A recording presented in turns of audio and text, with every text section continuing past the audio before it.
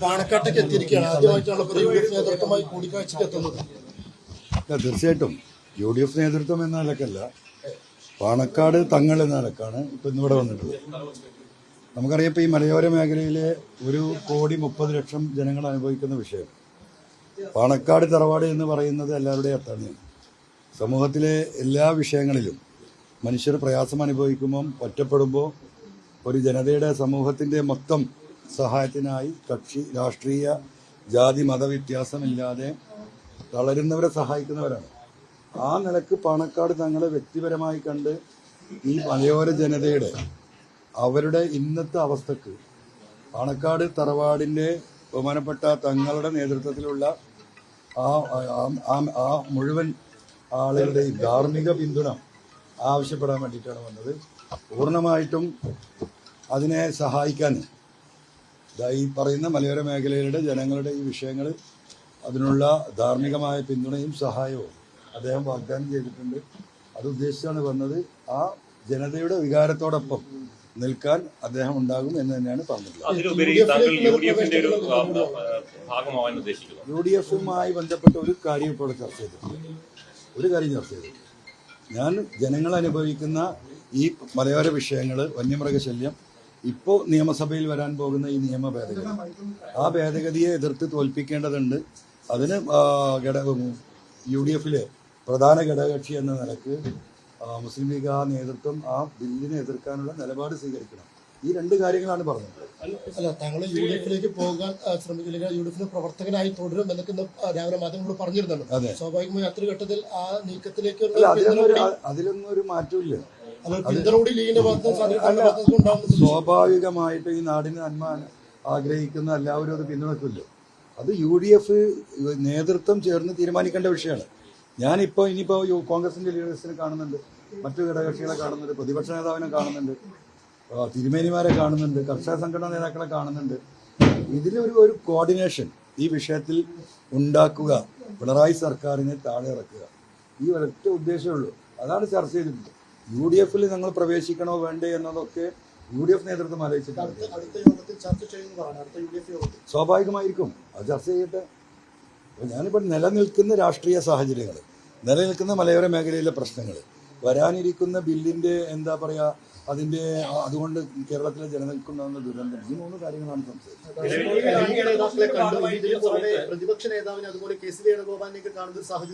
തീർച്ചയായിട്ടും എല്ലാവരും കാണും. ഈ ആഴ്ച എല്ലാവരും കാണും. എല്ലാ പ്രധാനപ്പെട്ട ലീഡേഴ്സിനെയും അതുപോലെ തന്നെ മതസാമുദായിക നേതാക്കളെ എല്ലാവരെയും കാണുന്നുണ്ട്. കാരണം ഈ വിഷയത്തിൽ എല്ലാവരുടെയും പിന്തുണ വേണം. ഈ വിഷയം ഇവിടെ ഉണ്ടാക്കി കൊണ്ടുവരുന്നത് ഗവൺമെൻറ്റാണ്. അപ്പം ഇതൊരു ജനകീയ പ്രശ്നമായതുകൊണ്ട് ഇവിടുത്തെ പൊളിറ്റിക്കൽ ലീഡർഷിപ്പിൻ്റെ അതുപോലെ തന്നെ സാമുദായിക നേതാക്കളുടെ മുഴുവൻ പിന്തുണയും ഉണ്ടെങ്കിലേ നമുക്കിത് തടുക്കാൻ കഴിയുള്ളൂ.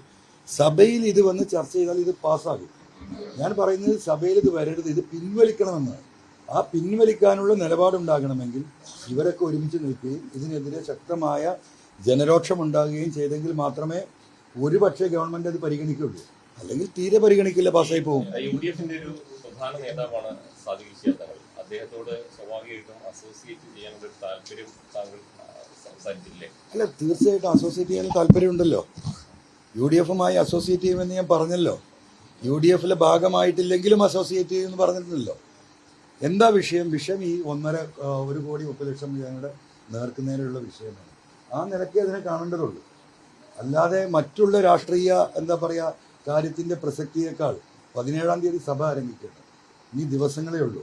അപ്പോൾ അവിടെ ഒരു ശക്തമായ ഇടപെടൽ, ഒരു ജനരോക്ഷം ഒറ്റക്കെട്ടായിട്ട് രാഷ്ട്രീയം മറന്ന് കേരളത്തിൽ ഉണ്ടാവണം. അത്ര ഉദ്ദേശമുള്ളൂ.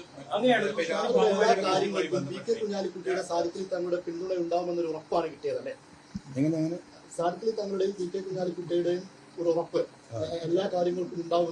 ഞാനങ്ങനെ പറഞ്ഞില്ലല്ലോ. തങ്ങളങ്ങനെ പറഞ്ഞോ? അടുത്ത തവണ ജയിക്കാനല്ല, അടുത്ത തവണ പിണറായിയെ തോൽപ്പിക്കാൻ എന്നുള്ള എല്ലാ വഴികളും തേടും. ഇനിയൊരു തർക്കമില്ല. ആ വഴിയുള്ള ഓട്ടത്തിലാണ് ഈ യാത്ര.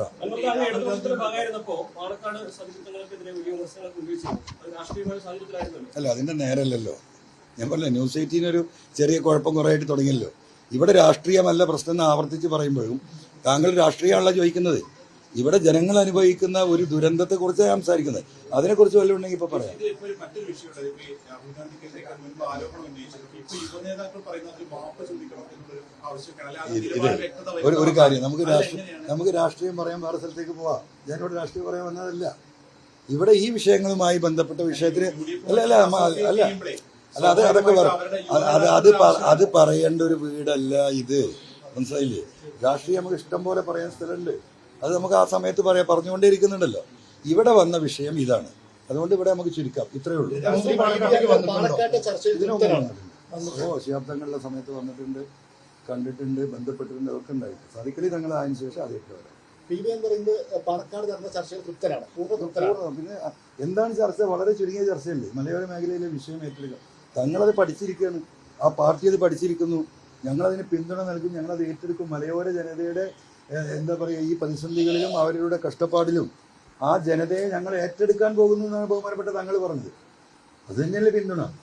ലീഗ് നേതൃത്വം ഇത് ഏറ്റെടുക്കുമ്പോൾ തൃശ്ശൂർ തൊട്ട് കാസർഗോഡ് വരെയുള്ള ഈ പറയുന്ന 5-8 ജില്ലകളിലെ മലയോര പ്രശ്നങ്ങൾ ഒരു പരിധിവരെ പരിഹരിക്കാൻ സാധിക്കും. കാരണം അവരുടെ പാർട്ടിക്ക് അത്രയും ശക്തമായ വേരോട്ടമുള്ള ജില്ലകളാണ്. ആ പാർട്ടി ഈ വിഷയം ഏറ്റെടുക്കുമ്പോൾ ഇപ്പോൾ ഇത്തരത്തിലുള്ള നിയമങ്ങൾ കൊണ്ടുവരുന്ന ഗവൺമെന്റിന് അത് പരിഗണിക്കേണ്ടി വരും. അതിലൊരു തർക്കമില്ല. അല്പം മുമ്പ് താങ്കൾ യുഡിഎഫിനെ ശക്തിപ്പെടുത്തുമെന്നുള്ളതാണ്. യുഡിഎഫിനെ ശക്തിപ്പെടുത്തുമ്പോൾ താങ്കൾ ഉൾപ്പെടെയുള്ളവരെ ചേർത്ത് നിർത്തുന്ന ശക്തിപ്പെടുത്തലായിട്ടാണോ പ്രതീക്ഷിക്കുന്നത്? അതിവിടെ നമുക്ക് പിന്നെ പറയാം. രാഷ്ട്രീയം